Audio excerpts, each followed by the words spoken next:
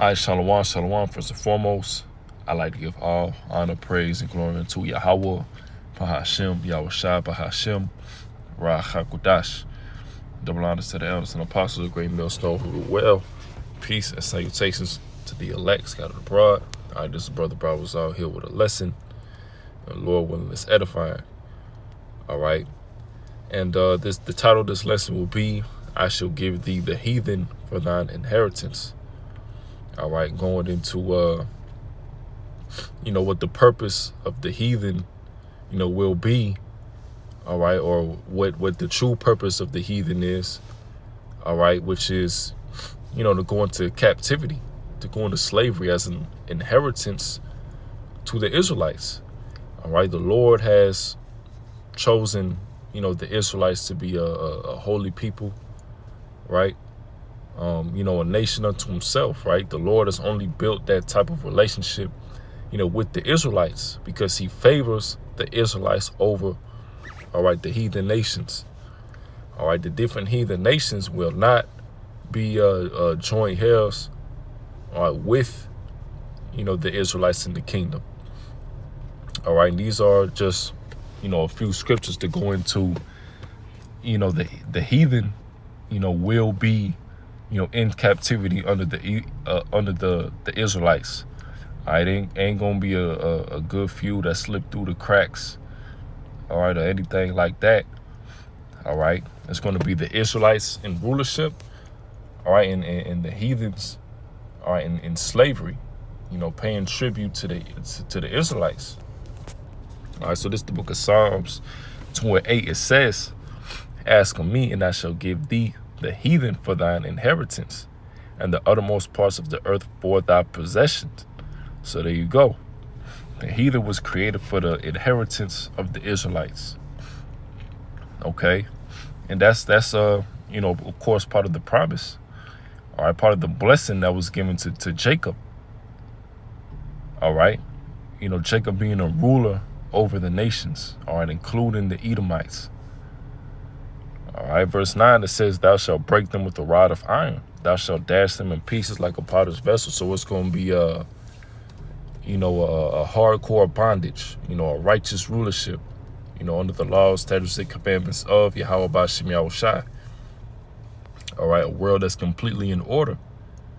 All right, and when you see how the heathen have ruled, starting with Esau, Edom. All right, you can completely see that these nations are not fit to rule. All right, we need a kingdom, that's built off, following the laws, statutes, and commandments of the Lord. Everything is out of order. All right, everything is polluted. All right, our people are at a lower state, which is the Lord's chosen. All right, so a lot has to change. All right.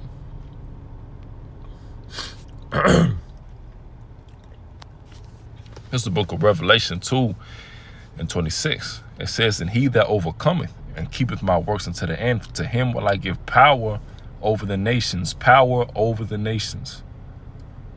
All right. That's going to be those Israelites. All right. That's going into, starting with the elect, those first fruits. That's going to make it into the kingdom. Them that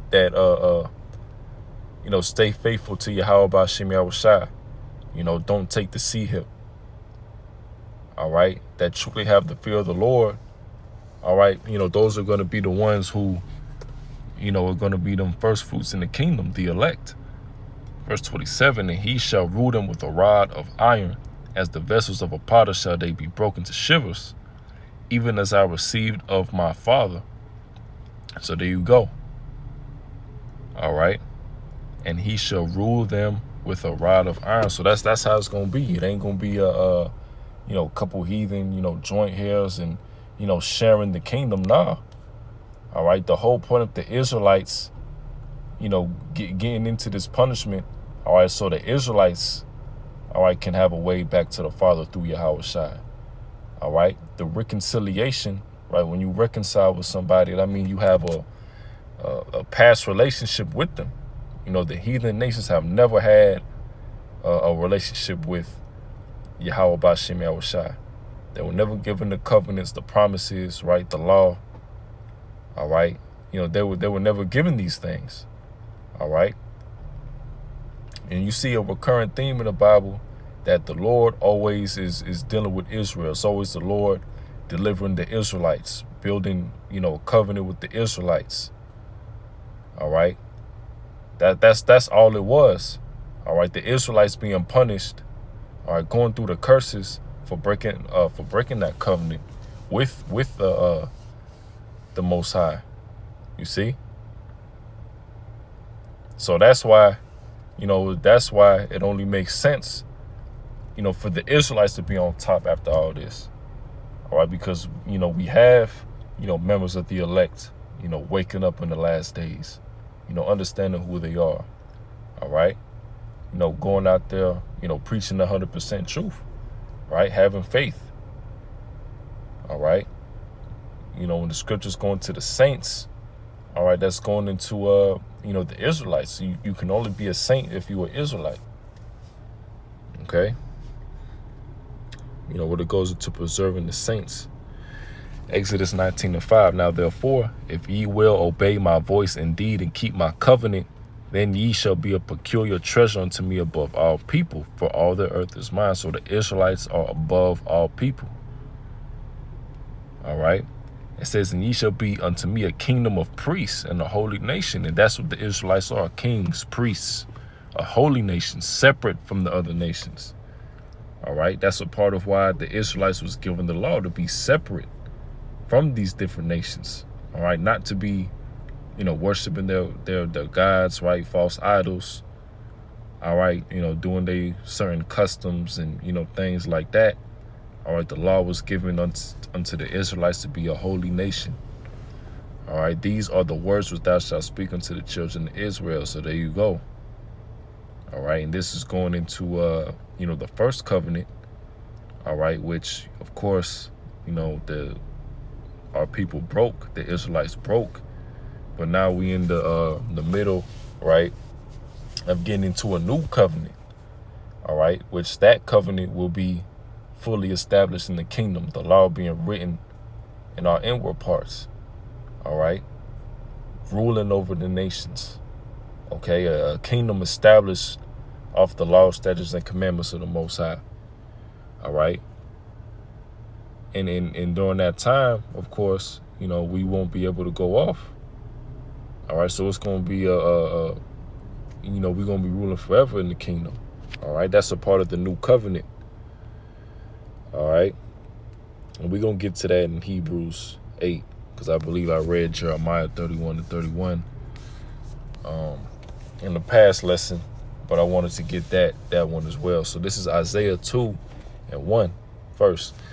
The word that Isaiah the son of Amos saw concerning Judah and Jerusalem, and it shall come to pass in the last days, and the mountain of the Lord's house shall be established on the top of the mountains, and shall be exalted above the hills, and all nations shall flow unto it. And many people shall go and say, come ye, and let us go up to the mountain of the Lord, to the house of Yahweh of Jacob, and he will teach us of his ways, and we shall walk in his paths. For out of Zion go forth the law and the word of the Lord from Jerusalem. All right, so in the kingdom as well, you're going to have the nations is going to have to follow the law of the Lord. All right, they ain't going to be worshiping their own idols. All right, doing whatever they please. All right, in the midst of, serving captivity to the Israelites, they're going to have to go by, the law of Yahweh Ba'Shem Yahushai as well. All right, verse 4 says, and he shall judge among the nations and shall rebuke many people. And they shall beat their swords into plowshares and their spears into pruning hooks. Nation shall not lift up sword against nation, neither shall they learn war anymore.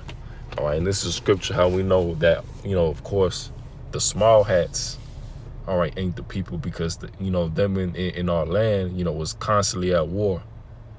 All right, but this is going into the kingdom, all right, that going into the nations being in slavery. All right.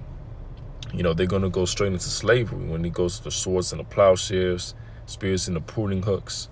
All right, these are tools you would use, to be at labor. All right, so the heathen nations, their purpose, all right, is to be, under subjection, right, under the Israelites, given to the Israelites as an inheritance. Okay, not joint heirs. Okay, the Lord is only dealing with a specific line of people, right? Bloodline of people. All right, going down from the Father.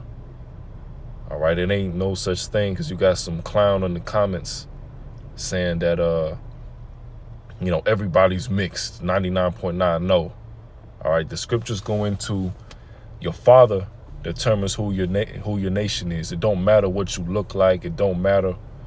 All right, if you as a man, if you deal with a woman from another nation, if you have a kid, right, with a woman from another nation, it don't matter. That child is going to be what you are, what the father is.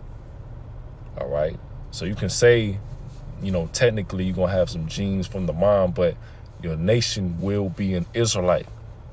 Or in the same if you were heathen, right? If a Moabite man has a child with somebody of any nation, that child will come out to be a Moabite. You see?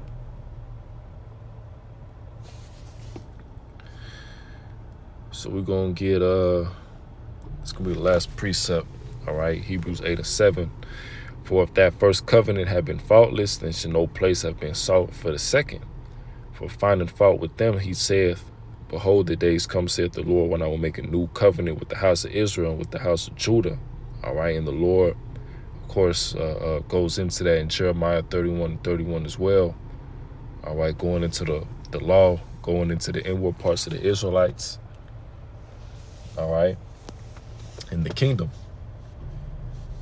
Verse 9, it says, not according to the covenant that I made with their fathers in the day when I took them by the hand to lead them out of the land of Egypt, because they continue not in my covenant, I regarded them not, saith the Lord. And this is only talking about the Israelites in the land of Egypt. This ain't going into the heathen. The heathen is going to have no part of that new covenant. Verse 10, for this is the covenant that I will make with the house of Israel after those days, saith the Lord. I will put my laws into their mind and write them in their hearts, and I will be to them a power, and they shall be to me a people. And they shall not teach every man his neighbor and every man his brother, saying, know the Lord, for all shall know me, from the least to the greatest. So there you go. All right, this is only going into the Israelites. All right, this not going into the heathen. For I will be merciful to their unrighteousness, and their sins and iniquities will I remember no more. Yeah, the Israelites, all right, because it's the Israelites that fell away, that went off, all right, that, clung on to, the false idols, the customs of the heathen, living like heathen. All right, that's the whole point of why the Israelites was called like the Gentiles, because they had like a heathen-like state of mind, man. All right. Israelites calling themselves, Greeks and Romans and, things like that, not being brought up into the customs of being an Israelite. You see? Verse 12, for I will be merciful to their unrighteousness, and their sins and their iniquities will I remember no more. In that he saith a new covenant, he hath made the first old. Now that which decayeth and waxeth old is ready to vanish away. So there you go. All right. So this is, the future for the heathen. All right. And the future, for the Israelites. But, that'll do it with the lesson, Lord willing. It was edifying. So with that, I'd like to give all honor, praise, and glory unto Yahweh by Hashem, Yahweh Shai by Hashem. Shalom.